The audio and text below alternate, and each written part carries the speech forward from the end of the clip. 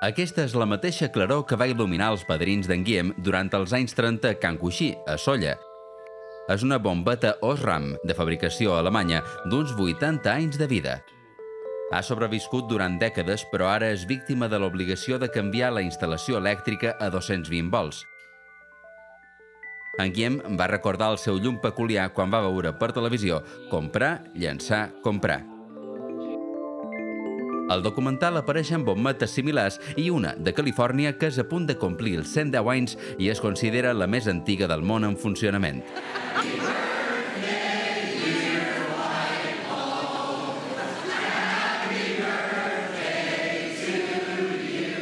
Aquest és un exemple de com abans les coses es fabricaven per durar molt, però a partir dels anys 20 es comencen a produir objectes amb una vida limitada. És allò que es denomina l'obsolescència programada. Per entendre millor aquest concepte, hem parlat amb Cosima Danoritzer, la directora del documental Comprar, llançar, comprar. L'obsolescència programada és una cosa que s'ha inventat als anys 20 perquè van començar a produir més coses noves de consum, però van produir massa. I en compte de pensar llavors la gent no pot comprar tot això, van pensar han de comprar tot això i llavors tallem la vida als productes. Així, quan tinguin tots, han de començar a reemplaçar i sempre un model nou o un problema tècnic o una cosa de moda que tenim ganes de canviar. L'obsolescència programada té moltes formes, hi ha moltes motivacions a reemplaçar coses que encara funcionen. Al reportatge es mostren diversos exemples de com els fabricants decideixen escurçar deliberadament la vida útil dels productes per promoure el consum.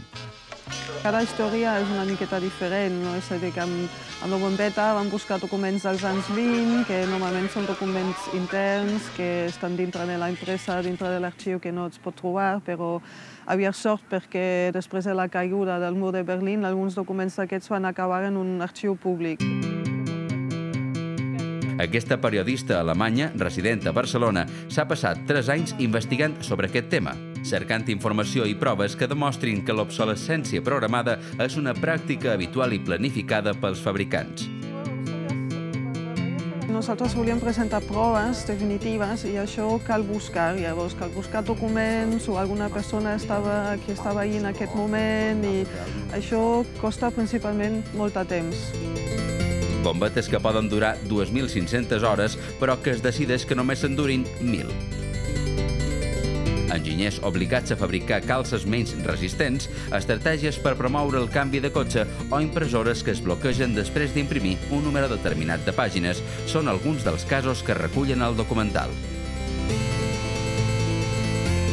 El resultat d'aquest sistema de producció i consum és la generació exagerada de residus i l'esgotament dels recursos. Fins i tot, en alguns casos, el control dels recursos més escassos està associat a guerres. Al principi, l'obsolescència programada sembla una idea molt bona perquè la gent reemplaça les coses, llavors hi ha un cercle constant de produir, consumir, llavors això és activitat econòmica, però el problema és que reemplacem les coses massa ràpidament i això estem produint residus que no són necessaris. És a dir, podríem actualitzar coses, però en compte d'això llencem i comencem de zero amb un altre aparell i tota la resta acaba en països del tercer món. Estem també gastant els recursos naturals, per exemple els mòbils, que ara canviem quasi cada any. Hi ha un metall que es diu el coltan, que només es troba al Congo i la gent diu com té un preu molt elevat perquè s'utilitza molt, està finançant la guerra. Són Dubai i la Xina.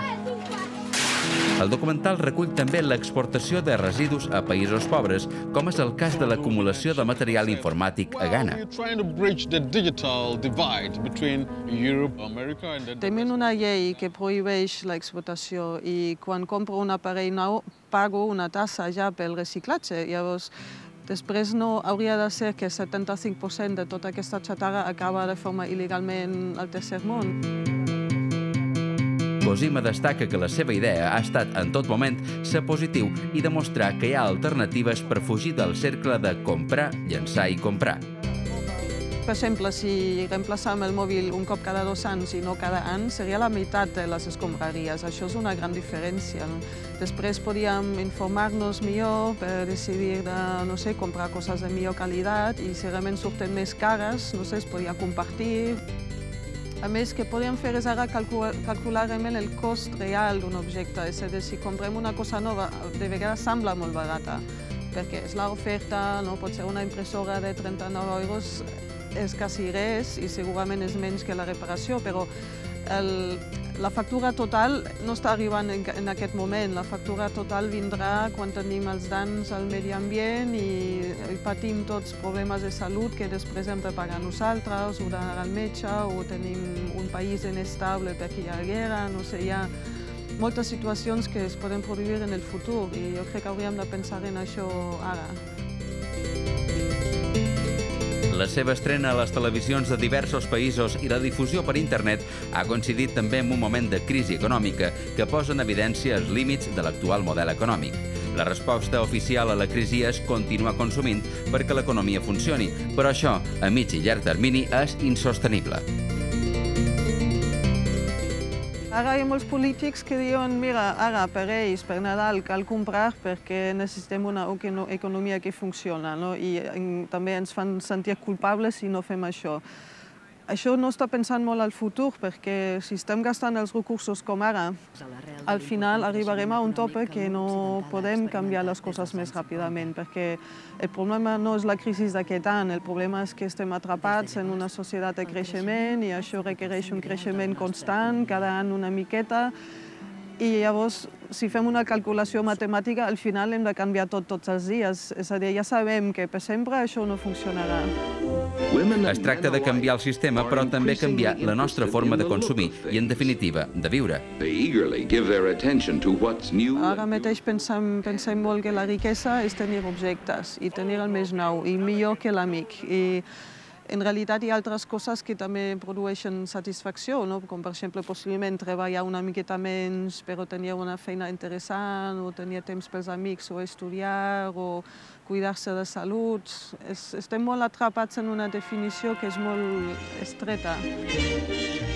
Ara consumim com 26 vegades més que el temps de Marx, això deia Latouche al documental, però no estem 26 vegades més feliços, és a dir, que la gent de vegades inclús són menys feliços perquè pensen que falten moltes coses més i sempre una cosa nova, és a dir, que no és possible ser feliços amb un objecte perquè sempre treuen al mercat una cosa nova. És viable una economia sense obsolescència programada i sense el seu impacte sobre el medi ambient?